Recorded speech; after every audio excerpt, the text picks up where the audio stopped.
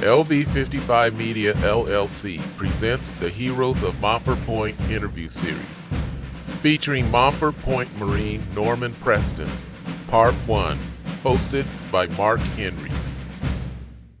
Hello, I'm Mark Henry. And what is your name, sir? Norman Preston. Pleasure. Nice to see you. So, tell me, what circumstances led you to volunteer for the Corps during the war?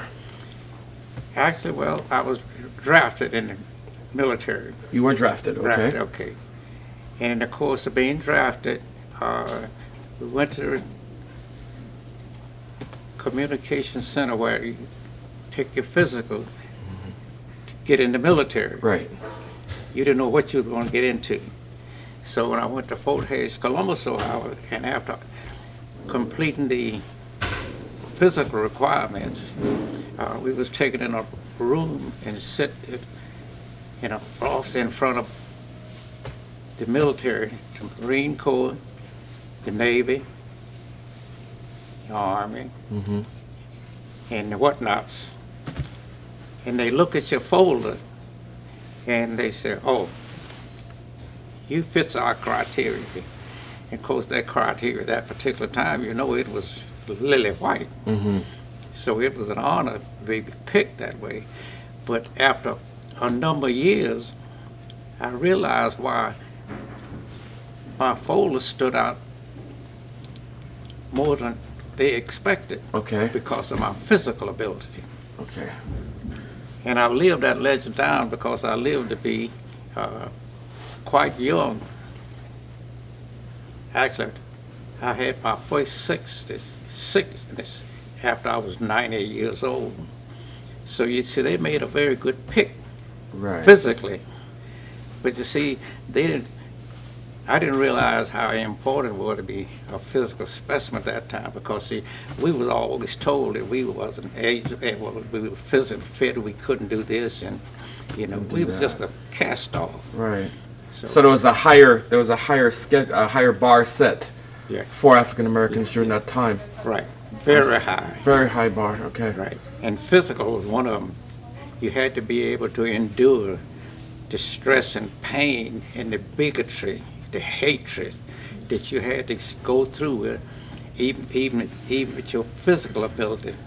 You know, as life goes on, and being an Afro-American, you know, they will tend to break your morale down, not physically, but mentally.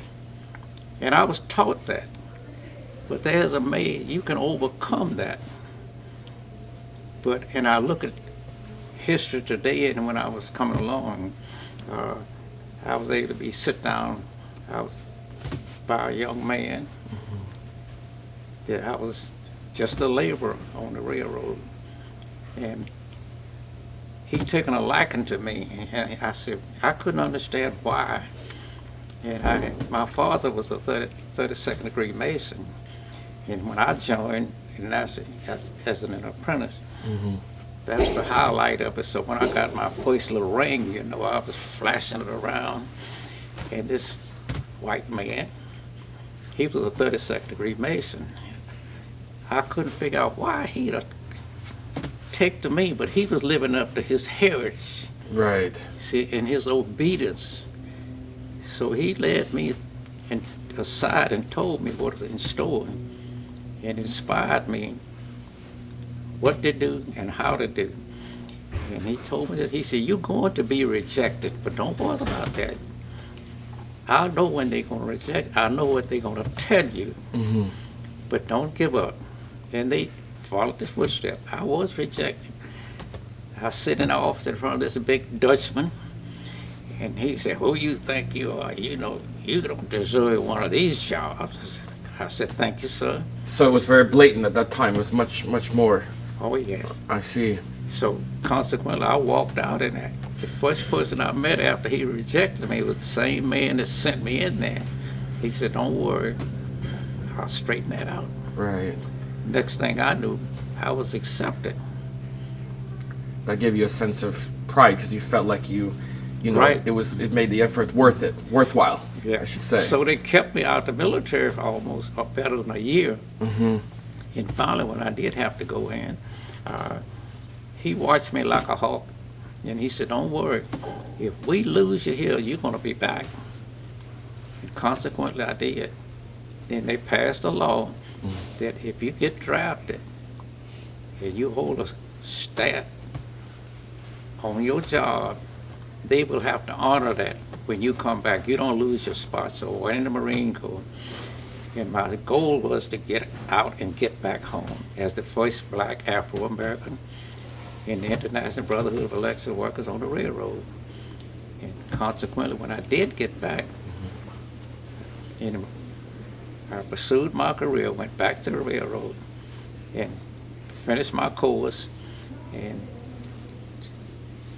got into civilian life, taking that training that I received on there, and established a very successful contracting business. After After the fact. wow. But I don't regret the 2 years that I stayed in the Marine Corps, because they always say, well, you know, the Marine Corps, well, you know, the Marine Corps make you what, I made the Marine Corps. I didn't know what that meant until Right. now. See, now I understand what really made the Marine Corps. Right. Because the Commandant has made no issue about it. He said, look, you know, you all have made the Marine Corps something we never envisioned it would be.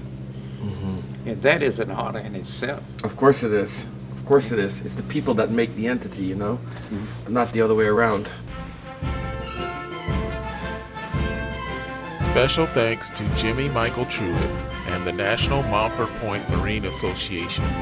This episode was recorded on location at the 4 Points by Sheraton, San Diego, California on February 28, 2013.